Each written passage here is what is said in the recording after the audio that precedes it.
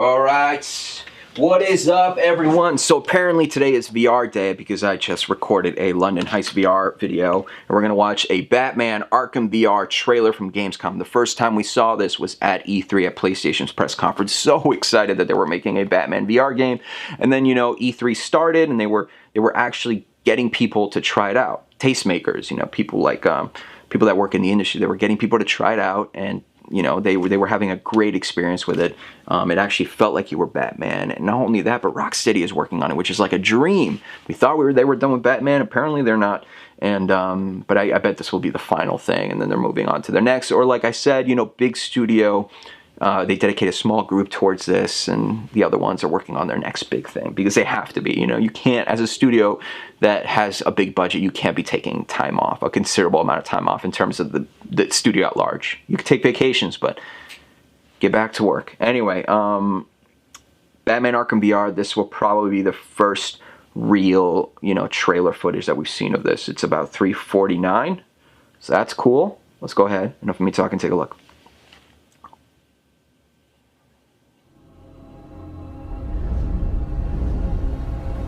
This is what we saw at E3, right? Yeah.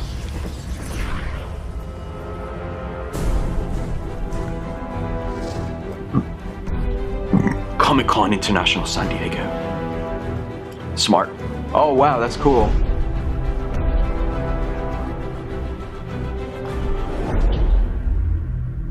They became Batman. Awesome. When you're going down, it feels just like oh, you're actually that's jumping cool. level. It is virtual reality. As you put the mask on, the mirror appears, and you look into the mirror and you see in your own face it's Batman. So that's when you really feel it. I felt powerful, felt strong. It was cool to have the belt on and to just grab your stuff and throw it. That was a lot of fun. Closest thing that you could possibly get to being Batman. Seeing the I'm Batman, it's pretty cool. It is beautiful. Oh man, the graphics on that, you are Batman. It does seem to me they're getting better. It was right? intense. Being able to do different things with his hands and take different gadgets. Being able to look all around and use his gadgets, it really feels like you're Batman. Absolutely incredible. It was amazing. It felt so real. Awesome. Oh my god. Amazing. I want it. This is the future.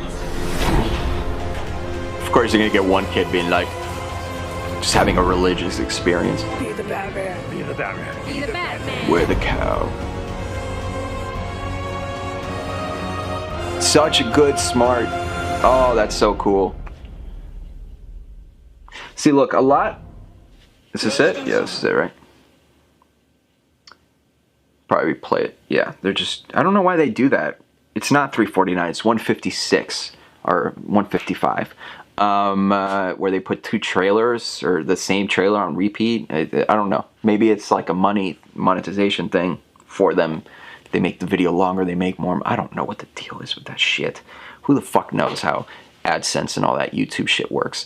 But anyway, Batman Arkham VR, when I first saw it, like I said, at E3, really cool idea. A lot of the first VR experiences will be okay, let's find out how this tech is, but in order to really sell this product, we have to give people reason to try it out. And the perfect way to sell it, like we've been saying for forever, it seems like it makes sense for Star Wars to make a VR game because everyone wants to live inside that universe, and the fans are so passionate and so large that it just makes complete sense to put players in, the piloting an X-wing, right, in a space battle. It makes so much sense financially for them. Make a smaller experience. It makes sense for them budget-wise. They don't have to spend a ridiculous amount of money making this thing.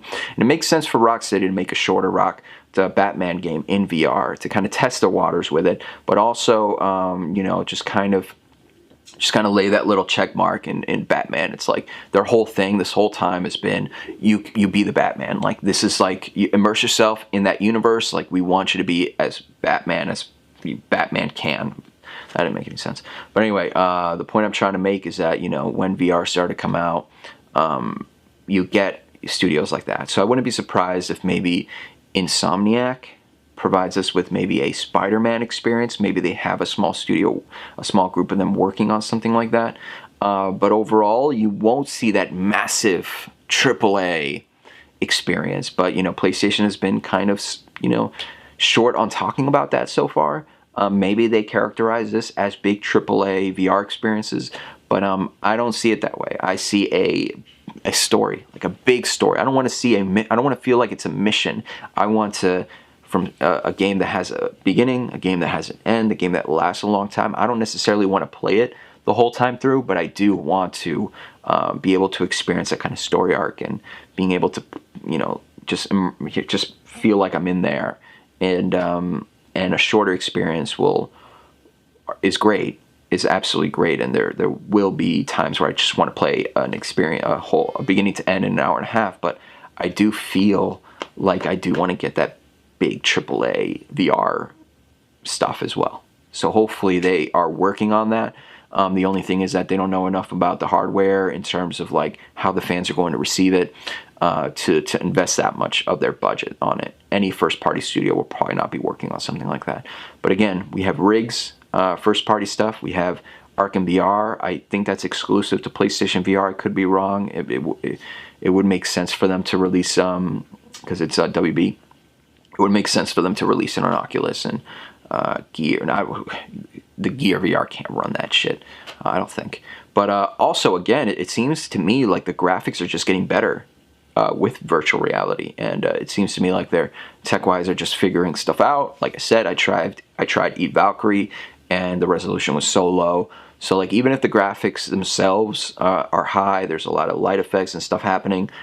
It does kind of kill everything when you do see the resolution so low in it, even though overall you do get over it. But you do want that first experience to be like, wow, and you don't want to really focus on stuff like that.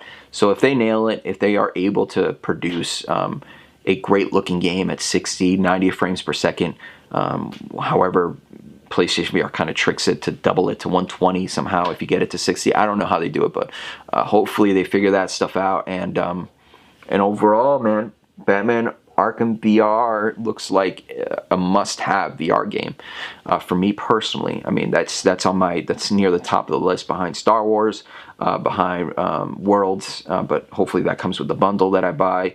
And Riggs as well seems really, really interesting. Res Infinite, interesting as well. Super Hypercube, I think, was one that I tried out. And some of those experiences that are like, I think actually that comes with VR Worlds, the underwater, the descent or whatever, where you get that shark, where you could actually show people, because it will be important for me to not only purchase games that I'm going to experience and I'm going to like, right, but also buy something that I can show off to somebody else. Like some people aren't inclined to try something out where it actually feels like a game, rather try something out like the Descent underwater shark game, where you just kind of stand there and you experience it. I think that is more tailor-made to show off when you're having a party at your house or when you're having people over. But anyway, like I said, I have a tendency to rant, and but hopefully I provide at least some useful information. But anyway, Batman Arkham VR looks really cool. Must buy from me. Let me know what you guys think about it. And of course, if you hate me, you know what to do. If you like me, you know what to do. And I'll see you guys all on the next one. That was really dumb.